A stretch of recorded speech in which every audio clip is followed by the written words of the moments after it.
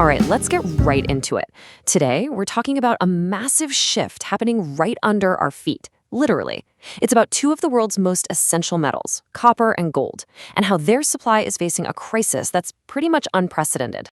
And look, that's not just my take. This is the heavy-hitting conclusion from a major global mining intelligence report. It really sets the stage for what we're about to unpack. We're not talking about a temporary hiccup here. This is a deep structural problem with no easy fix on the horizon. So here's the core of the issue. You've got an unstoppable force slamming into an immovable object.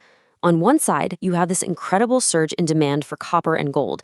It's being driven by everything from AI and electric vehicles to this big global move by central banks away from the US dollar.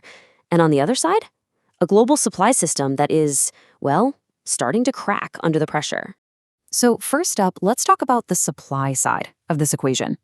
There's this string of events happening between 2023 and the very near future that's creating a situation we've just never seen before. This isn't one isolated problem. It's like a domino effect of major disruptions all happening at once. Just to give you an idea of the scale, let's look at the Cobre Panama mine. In its prime, it was pumping out 350,000 tons of copper a year. I mean, that's enough copper to build millions upon millions of electric cars. It was an absolutely massive operation. And then, poof, it was just gone. After a Supreme Court ruling in late 2023, the whole mine was shut down. And with that one decision, 1.5% of the entire planet's yearly copper supply was permanently wiped off the map. Just like that. Okay, now let's jump over to the Grasberg mine in Indonesia, another one of the world's giants. In 2025, a totally catastrophic flood just swamped its underground operations, grinding everything to a halt. The result? An estimated loss of a staggering 600,000 tons of copper in just 15 months. Now, what's so critical to get here is that these aren't just a couple of unlucky isolated events. Cobre Panama and Grasberg are just the headliners. This table shows you the real picture. It's systemic. I mean, look at the Congo, where a seismic flood hit a key mine, knocking out 70% of its output. Or you've got Chile's brand new QB2 mine, which had to slash its production forecast by almost 20%. You see the pattern, right? This is a global wave of failures. To really truly understand this supply challenge, we need to go deep.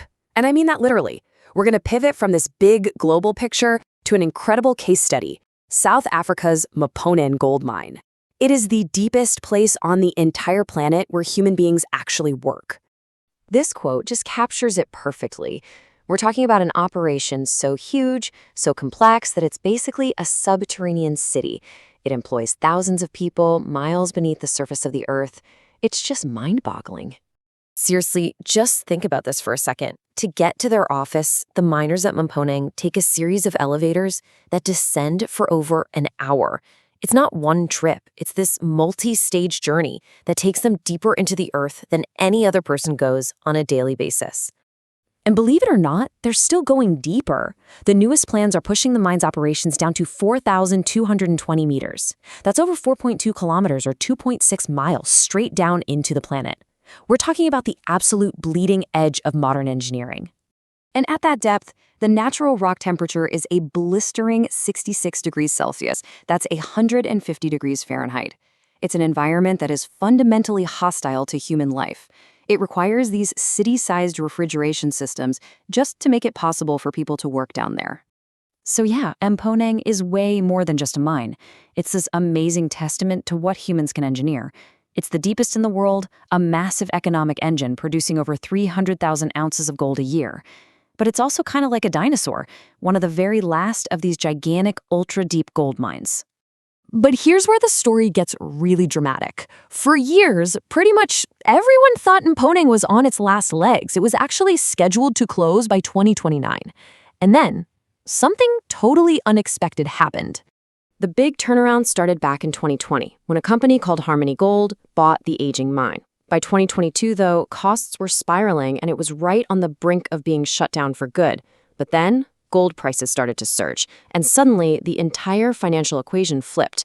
And that led to a historic board decision in February of 2024. They approved a $410 million investment to go even deeper, chasing a whole new reef of gold. This one single bet extended the mine's life by up to 15 years, pushing its end date from 2029 to maybe as late as 2044. This move single-handedly changed the future outlook for global gold supply. Okay, so let's zoom back out. The story of Mponeng, the incredible cost, the fact that it almost died, the sheer scale of investment needed just to keep it going, it perfectly illustrates the bigger problem. This is exactly why new supply just can't solve this crisis.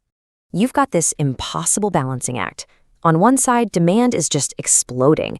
AI data centers need unbelievable amounts of copper. Every EV uses 4 times more copper than a regular car. And you have central banks buying up gold at rates we haven't seen in 50 years. Then on the other side, you have the brutal reality of supply. From the moment you find a new deposit, it takes, on average, 25 years and billions of dollars to actually get metal out of the ground. The math, it just doesn't work. And honestly, this chart says it all. The big blue bars, that's the projected gap between how much copper we need and how much we'll have. And that tiny little red bar, that's the entire pipeline of new projects set to come online. Even if every single one is a massive success, it is a drop in the ocean. We are just not ready for the demand that's coming. So, what does this huge imbalance mean for prices? Well, according to the analysis, the numbers you're looking at right now aren't just wild guesses. They are the logical, mathematical outcome of this supply and demand train wreck.